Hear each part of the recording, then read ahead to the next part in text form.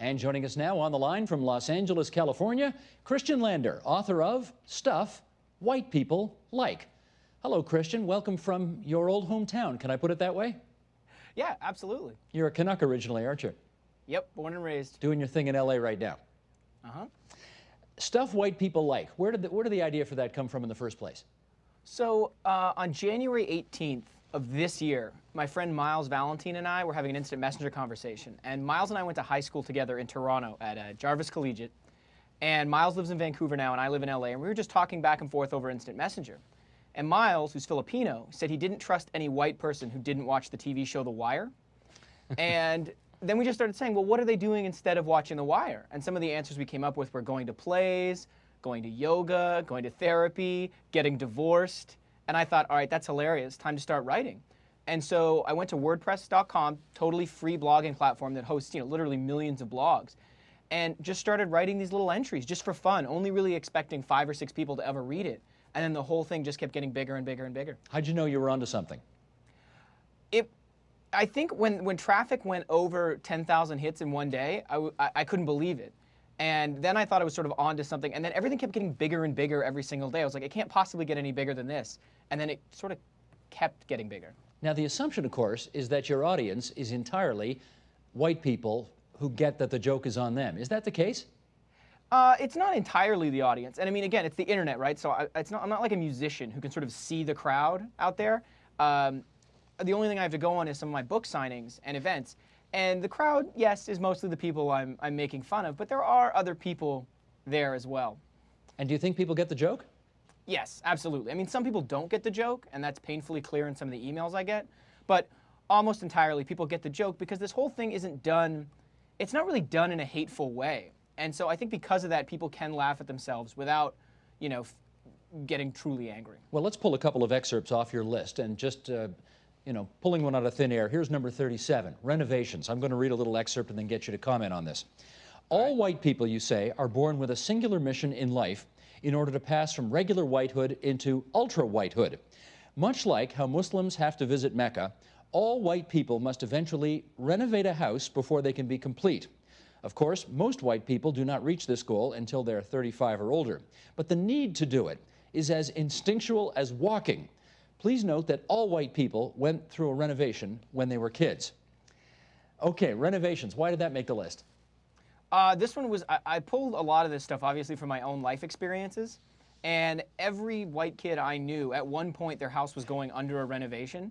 The 3rd floor was covered in tarps, and there were weird guys with mustaches there. And everyone went through it. And so I thought, I'm going to put this in, and a lot of people can relate to it. Because everyone's parents, all these baby boomer parents, had to renovate these old houses that they got for, pennies in the late 70s. Did you go through it too when you were a kid? Absolutely. 1989, 3rd floor of our house in Riverdale. My dad raised the roof a little bit to give some extra space up there. And it haunts you to this day, apparently.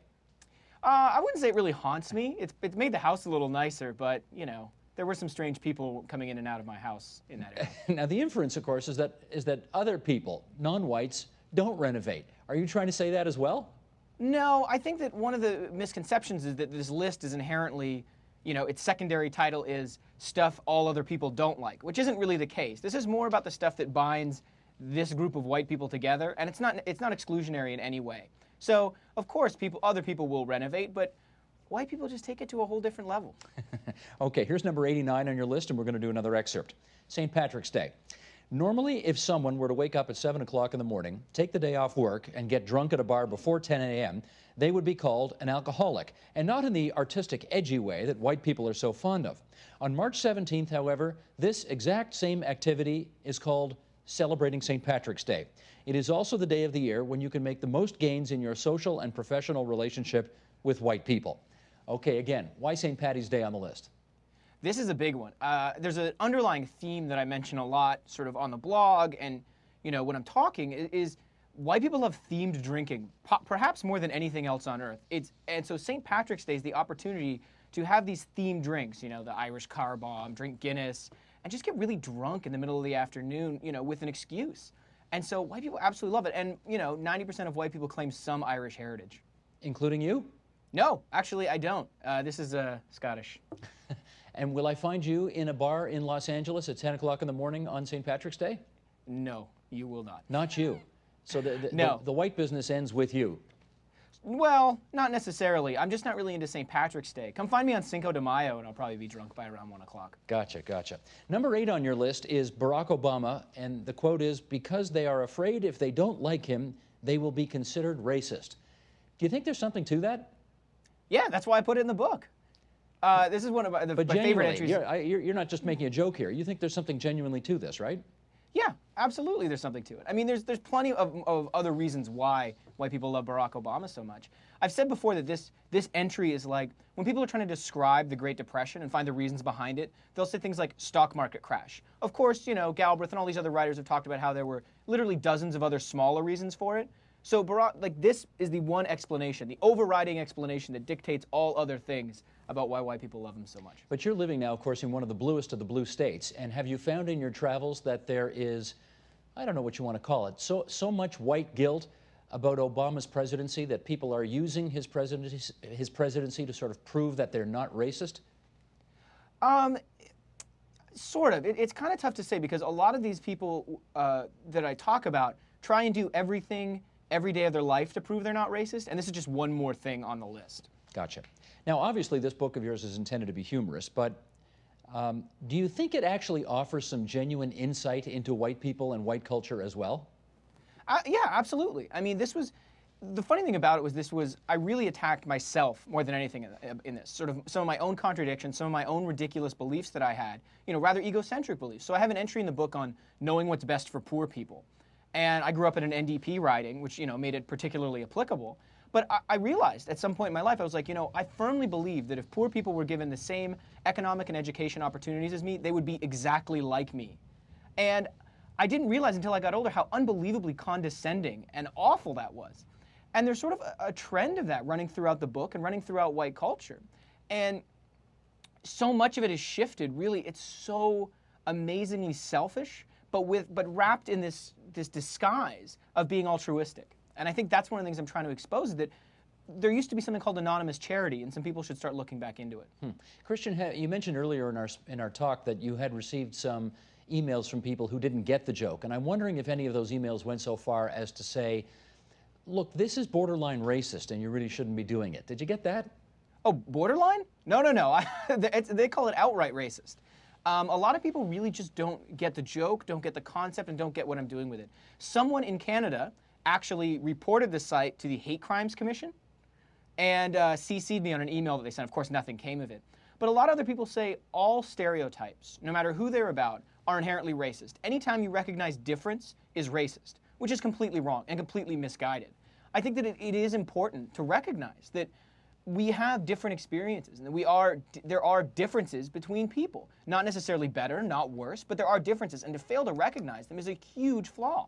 No, I get that, but could you write a book in the United States that was entitled Stuff Black People Like, or Stuff Brown People Like, or Stuff Red People Like, and get away with it in the same way you can when you write Stuff White People Like?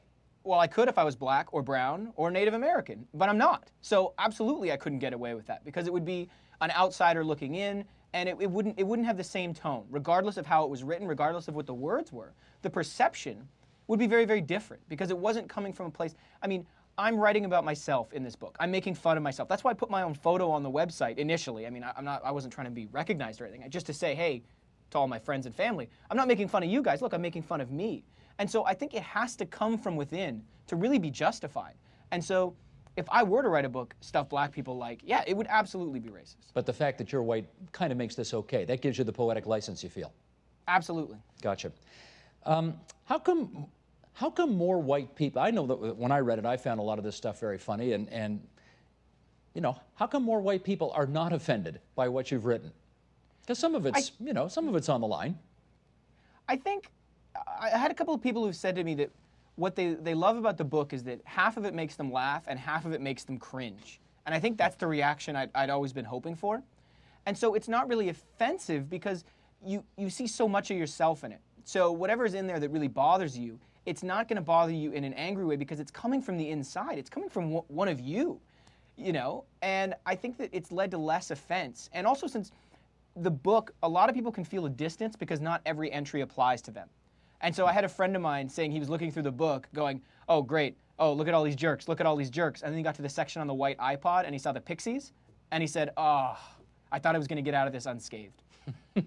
Now, if somebody had just landed here from Mars and they bumped into you in the middle of Los Angeles and they said, please explain white people to me, what answer would you give them? I'd say, here's my book, take a look. And next thing you knew, they'd be getting invited to dinner parties, they'd be going to sweet concerts at the Wiltern, they'd be having a great life. You've got 150 things in the book, though, that white people like, but can you sort of categorize maybe the number 1, 2, and 3 things white people like absolutely the most?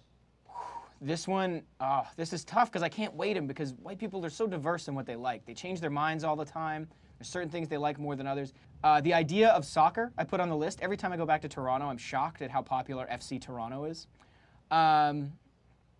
Organic food has to be on number 1, without a doubt. But you know, when you say, we did a program the other day that involved some members of the black communities, and I say in plural in Toronto because just because people have the same color skin doesn't mean they all come from the same community and have the same background. And of course, with whites, it's obviously the same. How can you find a series of principles or things in common between a white person who is, say, from the Deep South to one who is, you know, highly educated from the Northeast to one who is from the sort of granola and fruit set in California? You know, how do you find that commonality? Well, not all of them are common. The book also mentions the wrong kind of white people. And so not all of it ties it together. I think one of the reasons why white people can have this happen to them is that in the past 100 years, the definition of white has really changed a lot. So there's this scholar named Richard Dyer who wrote a book called How the Irish Became White. And it talks about how 150 years ago, Italians and Irish and Polish people weren't considered white. They were considered ethnic. And so as things have changed, as sort of race demographics have changed, white people really have blended together into one community that really hasn't brought in anyone who's, you know, not white. And so I think for that reason, it can link up. And I wanted to add one thing about a difference between Canada and the U.S. with this book specifically that's really interesting, is that in Canada, when we started writing this and we were sort of putting these tips out there for the, you know, fake intended audience of the book, we were thinking of, you know, recent immigrants, because, you know, Miles and I went to a very multicultural high school with, you know, immigrants from Sri Lanka and China and Eastern Europe. And so we were sort of thinking about them. And so in Canada, the other is really defined as sort of all of the minorities of the world, you know, living in the city. And in the U.S., almost overwhelmingly, everyone's first response is this book is for black people. Just finally, Christian, you are, of course, emblematic of one of our great exports, which is funny people from Canada moving to California. Do you think about when you might come back, or if you want to come back ever? Well, I have an American wife who's very eager to move back to Toronto. She's a little frightened about the prospect of having children here. So I think as soon as I fade into obscurity, which according to the timeline should probably be sometime in February, we'll probably be heading back up there. Your wife has excellent judgment about where to raise children. Good for her. Sounds like you picked well. Christian Lander, it's good to have you on the line from actually Culver City, California, right near Los Angeles. Great talking to you and good luck with the project. Great. Thanks for having me on.